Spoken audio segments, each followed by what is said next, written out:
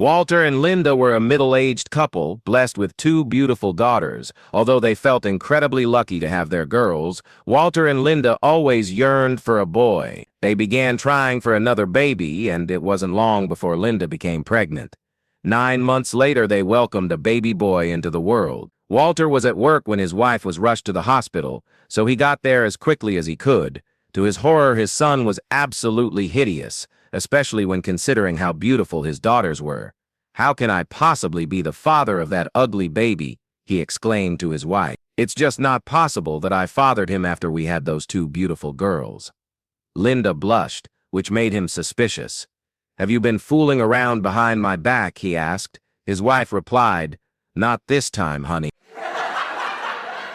A Roman Catholic priest is on his way to Rome when he runs into an old childhood friend. "My goodness, Mary," he says, "how have you been?" "Oh, could be better," she says. "My husband Robert and I have been trying to have children for 15 years, but we are barren." "I'm so sorry," says the priest. "I'm on a pilgrimage to Rome, and I promise to light a candle for you in the great cathedral." Mary thanks him, and after chatting a little longer, they part ways. 5 years later, the priest is eating dinner when there's a knock at his door. After a day fishing in the ocean, a fisherman is walking from the pier carrying 2 lobsters in a bucket. He is approached by the ranger, who asks him for his fishing license. The fisherman says to the warden, "I did not catch these lobsters, they are my pets. Every day I come down to the water and whistle. These lobsters jump out of the water and I take them for a walk, only to return them at the end of the day." The warden, not believing him, reminds him that it is illegal to fish without a license. The fisherman turns to the warden and says, "If you don't believe me, then watch." The fisherman then throws the lobsters back into the water. The warden, wide-eyed and intrigued, says, "Now whistle to your lobsters and show me that they will come out of the water." The fisherman turns to the warden and says, "What lobster?" An ex-husband and ex-wife are in court fighting in a bitter custody battle over their child. The judge asks the woman, "Why do you feel you deserve custody?"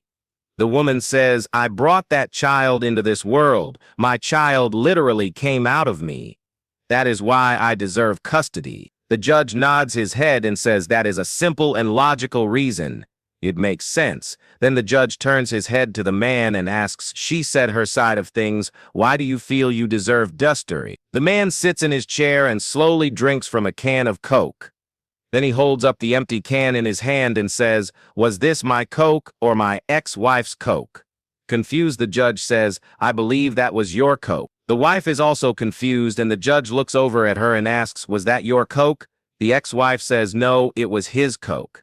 The man looks at the judge and says, "Good, we all agree. So when I put money in a Coke machine and a Coke pops out, the Coke is mine, not the Coke machine's." A keen hunter takes his wife deer hunting for the first time in her life. He first explains the basics to his wife and then says, "One thing is super important. Whenever you shoot something, you must claim it right away. Or else if someone else gets to the kill, they might claim it. So if you want deer meat in the fridge, make sure you're quick to claim it." They went to their deer boxes to see if some deer would show up. In a matter of minutes, the hunter hears his wife's gun. He wants to make sure she claims her kill like he's told her. So off he goes to investigate. He finds his wife arguing loudly with another man. By the time he gets there, the man is looking panicked and has put both hands in the air, saying, "Sure, lady, fine, whatever. If you insist, this is your deer. But can I please take my saddle off your deer before you take it away?" A guy is imprisoned for his first time. On his first night, a few minutes after lights out, his cellmate moves closer to the cell bars. A while later, someone from another cell shouts, "Number 13." His cellmate and the entire block bursts into laughter. The new prisoner finds this strange. Shortly after they were done laughing, another inmate shouts 33, and the entire block of inmates again started laughing. 27, shouted another inmate. More laughter followed. The new prisoner is now completely puzzled. What's going on? Why is everyone laughing at numbers? He asks the cellmate. "Oh," replied the cellmate, still giggling. Thing is, we've been in here for so long, we told the same jokes until we eventually knew them all.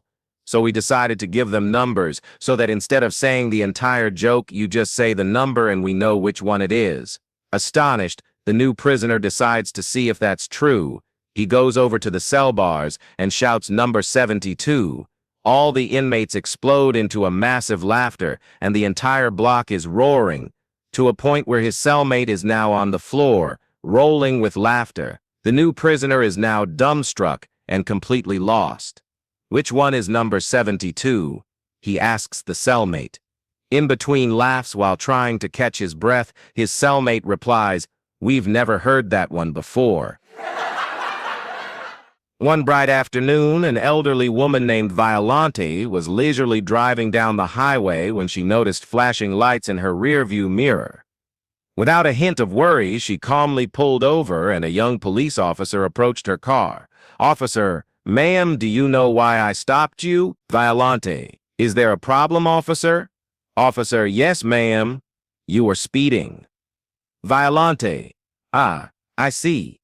Officer: "May I see your driver's license, please?" Violante: "I'd show you, but I don't have one." Officer: "You don't have one?" Violante: "Lost it 4 years ago for drunk driving." The officer blinked, surprised, but kept going. Officer: "Can I see your vehicle registration papers?" Violante: "I can't do that." Officer: "Why not?" Violante: "Because I stole this car." The officer's eyes widened in shock. Officer: "You stole it?" Violante: "Yes, and I killed the owner. His body parts are in the trunk if you want to check." The officer's face drained of color. He backed away from the car slowly and called for backup. Within minutes, the car was surrounded by police, and a senior officer, hand resting on his holstered gun, cautiously approached Violante. "Officer 2, ma'am, please step out of the vehicle." Violante complied, stepping out with a gentle smile. Violante: "Is there an issue, officer?" Officer 2: "One of my officers said you stole this car and killed the owner." Violante: "Killed the owner? Goodness, no. Feel free to check the trunk if you're worried." The senior officer, still on edge, motioned for her to open the trunk. Violante did so, revealing nothing but an empty space where her groceries usually went. Officer 2: "Is this your car, ma'am?" Violante: "Yes, sir. Here are the registration papers." The officer looked them over, growing more confused with each passing second. Officer 2: "My officer also said you don't have a driver's license." With a knowing smile, Violante reached into her handbag and pulled out her license, handing it over. The officer stared at it, then back at her, utterly baffled. Officer 2: "Everything checks out. I'm sorry, ma'am, but my officer reported that you didn't have a license, that you stole this car, and even that you killed the owner." Violante, chuckling: "I bet that liar also told you I was speeding." A woman dies and goes to heaven. When she gets to the pearly gates, she finds an angel waiting. "What do I need to do to get in?" she asks. "You just need to spell a word," the angel replies. "That doesn't sound bad. What word do I need to spell?" she asks. "Love," replies the angel. Relieved, the woman quickly fires off, "Love." The angel nods and opens the gate for her. Many months pass. Then one day, the angel guarding the gate approaches the woman and asks if she would mind watching the gate for the day. The woman agrees and assumes her post. While she's there, a man approaches the gate, and it was none other than her husband. "Oh, my love," she cries, "what has happened to you so soon?" "My dear, I was a wreck the day you left me. I fell into a deep depression that couldn't be beaten. When you were in that accident, I couldn't sleep. I couldn't eat. I could do nothing but mourn for you," he says. "I hope you eventually were able to move on and not live with that pain for too long," she consoles. "Actually," he replies, "there was a nurse that took wonderful care of you and me as well."